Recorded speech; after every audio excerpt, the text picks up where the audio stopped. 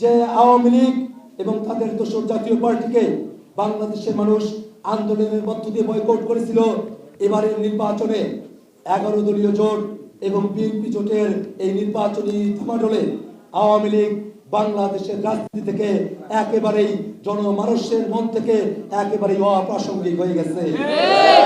এবারের নির্বাচনে দোসর জাতীয় পার্টিকে সুযোগ দেওয়া হলেও সেই দোসর জাতীয় পার্টির ঘাঁটি রংপুরে দোসর জাতীয় পার্টি দ্বিতীয় স্থান অধিকার করতে পারে নাই, তৃতীয় স্থান চতুর্থ স্থান অধিকার করার মধ্য দিয়ে আবারও প্রমাণিত হয়েছে 5ই আগস্টে সংসদ থেকে আওয়ামী লীগের সাথে জাতীয় পার্টিকে বাংলাদেশের জনগণ যেমন করে বিতরণ করেছিল, তেমনি ভাবে আবু সাইদের ঘাঁটি, আবু সাইদের জন্মস্থান রংপুরের মানুষেরা জাতীয় পার্টিকে এবারের নির্বাচনে চূড়ান্ত ভাবে প্রত্যাখ্যান করেছে। আমরা এই জন্য রংপুরের জনগণের কাছে বিশেষভাবে আমাদের কৃতজ্ঞতা জ্ঞাপন করছি। ভাইরা আমার, নির্বাচন অনুষ্ঠিত হয়েছে, আপনারা দেখেছেন অনেকগুলো জায়গাতেই এবারের নির্বাচনে আমরা যদি পরিস্থিতি মূল্যায়ন করি, এবারের নির্বাচনে জনগণের স্বতঃস্ফূর্ত অংশগ্রহণ ছিল।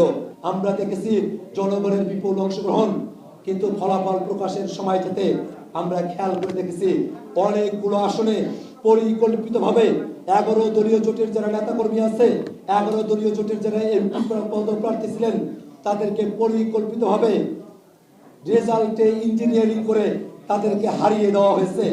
আমরা ফল কারচুপির মধ্য দিয়ে 11 দলীয় জোটের নেতাকর্মী, এনসিপির যারা সংসদ সদস্য প্রার্থী আছেন, যে সব আসনগুলোতে আমরা সেগুলো চিহ্নিত করেছি, আমরা সরকারের কাছে, নির্বাচন কমিশনের কাছে নিয়মতান্ত্রিকভাবে সে বিষয়গুলো আমরা জানানোর উদ্যোগ গ্রহণ করেছি।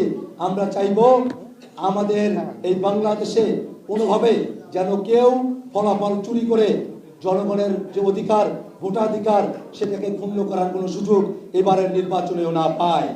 বন্ধুগণ আমার, আমরা খেয়াল করে দেখেছি সারা বাংলাদেশে বিএনপি ক্ষমতায় আসবে এই আভাসটা যখনই তারা তৈরি করতে পেরেছে, তখন সারা বাংলাদেশে মানুষের উপরে তারা টর্চার করতে শুরু করেছে। আমরা দেখেছি আমার আসন হারা গেছে, আমার যারা নেতাকর্মী আছে, যারা আমাদের নেতাকর্মী, তাদের বাড়ি ঘরগুলো ভেঙে দেওয়া হয়েছে, তাদের মোটরসাইকেল পুড়িয়ে দেওয়া হয়েছে, কত মানুষকে রক্তাক্ত করা হয়েছে, হুমকি দেওয়া হয়েছে, ধর্ষণের হুমকি দেওয়া হয়েছে।